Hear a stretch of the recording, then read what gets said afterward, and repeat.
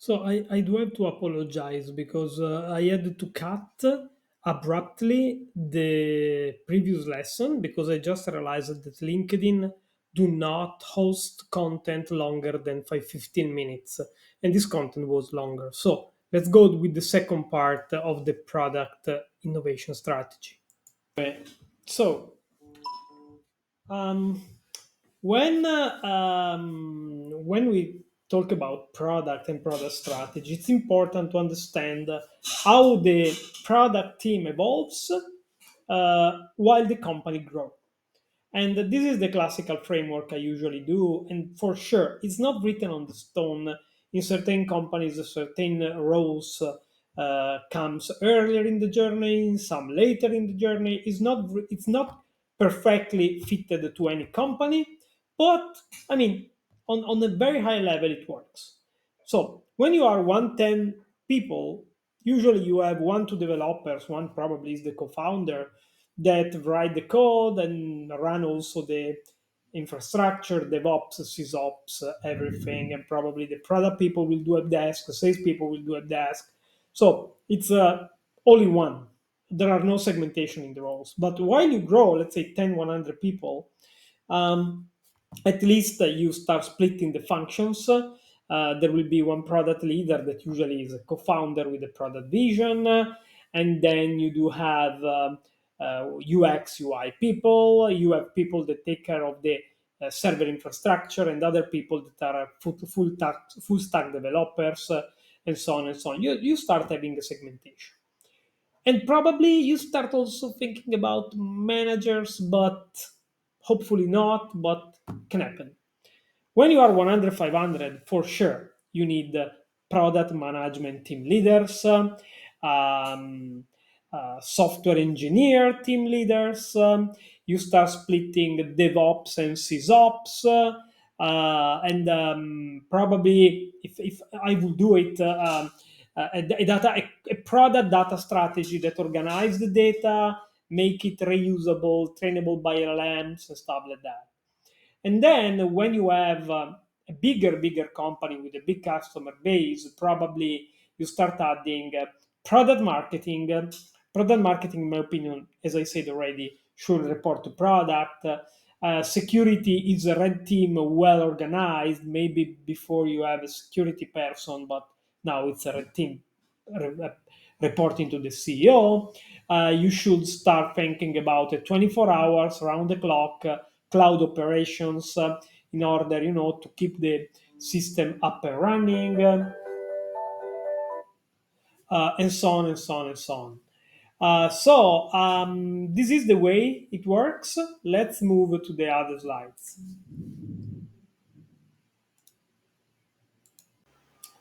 So I believe that from a strategy standpoint, this Boston Consulting Group metrics is beautiful. I mean, in the bottom, in the horizontal line, we do have the market share. In the vertical line, we have the growth. Okay, so if you have a product which have low market share, low growth, it's called the dog, and usually you have to dismiss this product. I mean, it's not useful. Then you do have a product with high growth but low market share. That means they have high potential. It's the product you have invested in because probably in the future they will be high growth, high market share, which is called the star. That means the best product you want. But usually, cyclically, a product will never stay as a star for very long time. So probably this product will become cash cow. That means low growth, high market share. Those high profitable products that are the cash cows usually are minted to feed the cat, to reinvest in the high growth, low market share product in order to make them become a star. This is very important because you can have multiple products that you use the cash for the legacy product to invest in new products and grow. It's beautiful. I really love the metrics. And the one when I was very young in 2000, I wrote these small books called Cash Cow and Wild Cats, which is still online as PDF. But don't look at that. I mean, it's very old. So next slide is. This is how I approach the product. Product should be part of innovations, and it's a game of balance. This is what Henry Ford says. I'm very aligned with him, but actually, you can innovate from three ways. One is transformative innovation. Transformative innovation means that those are things that usually it's difficult that comes or randomly. That means a specific customer that feed you with crazy ideas, or from the product visionary in the organization, or from these kind of things that usually are not conservative approach to evolution. On the other side, you have incremental innovation. Usually, customers quite conservative that want small innovation, very careful. Or you can innovate, uh, not innovating your actual product, but creating something which is an adjacent market. And the example of Nutella with this beautiful Italian cream. And they create they move it into an adjacent market, which is Nutella biscuit. It's another way to innovate. So we have disruptive innovation, incremental innovation, adjacent innovation. Also, I just want to go and to be a little bit philosophical on this. Usually, the innovation is additive.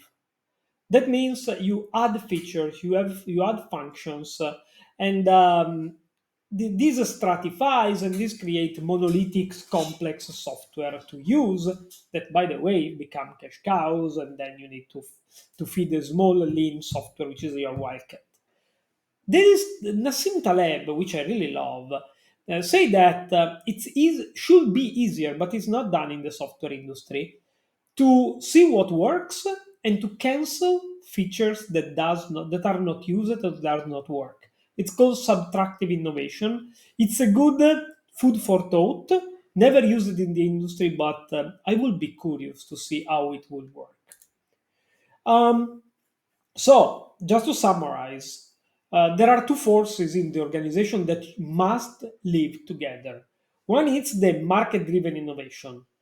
You know, careful, innovating, the same feature, not disrupting everything, not change too much because it's like how the product evolved. Listen to the market, evolve slowly but steady, and blah blah blah blah. And then there is innovation driven. Like I have a vision, the market don't know yet that this is the direction and the future. I'm the innovator, I'm the inventor, and then I will build this because I believe that the industry in the future will be like this. And in the organization, there are those two forces that usually clash, but it's a game of balance. You cannot structure and build the company only on one of those two. You need those two forces balance themselves. Uh, I really love the idea on not building too much theories about product and innovation, but I love to start from a specific small element that trigger an innovation. So not having the consulting approach of 10 people around the table thinking about the future of the innovation and then writing a thesis on what will be, but let's see what happened outside. Let's see, and let's take this small stimulus and let's build the thesis out of that. This is beautiful. This is the way it works. But usually you need to be exposed to the research. You need to be ready with the antenna, ready to capture every single element. And for example, let me tell you how it worked for Docebo. There was a now the external training is probably bigger than the external training in the learning management business. External training means training your customer and your partner and not your employees. The total addressable market is two times bigger. And how we get there? We get there because of some stimulus like customer that says, you know what? I need to train those customers. And then we build a feature and we build after the thesis that the total addressable market is bigger.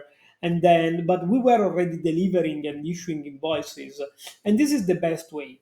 Capturing bottom up, small inputs, and then after you have built something, create a thesis. And not create the thesis, waste 2 years, and then you have lost the train. Then those are the mistakes that I made on product innovation. First of all, do not let the customer monopolizing your product roadmap and develop features that work only for them, but on the same time, be smart and identify transformative customer that will make you do an evolutionary jump. So, usually, do not block your roadmap because of one customer that want to monopolize, but on the other side, you need to be smart on identify what the customer that can feed you with great ideas that will transform your business. Then, do not, I mean, product manager must have a product vision. Usually, the best are former entrepreneurs. Do not let the managers that have the mentality of doing the homework become leader of the product or co-leader or product manager, because you will lose innovation, you will lose the fresh way of thinking, you will lose people dreaming. Usually, former entrepreneurs are the best. Um, you have to refresh your source code cyclically, and refreshing doesn't mean change the source code but copy one to one the feature. It should be the opportunity to also evolve the features you are refreshing the source code. Um, also, failing to refresh the source code will make it unsecure. I mean, will make the software vulnerable. Vulnerable means that when you refresh, you need to have cybersecurity in mind. Do not be hostage of customers' uh, willingness to having a release delayed. You need to be very strict. You need to have a process where there is a sandbox and so on and so on. But if we release that day, every customer need to be aligned. Otherwise, you will have an entropic system where some customer have one specific database, and because they don't want to really to go after the new release of the database, and then if there is a performance issue, it's your fault and not customer fault. The task you asked you not to release early, not to be aligned with the release. And the last part, which is very important, releasing new features and then jumping to another feature and not evolve the feature you have released. There are many software where they release something and they stop to maintain to evolve the specific feature. This is very, very wrong. I'm helping make a company in these days, and when I start explaining this how to make more money through pricing and packaging, they were like,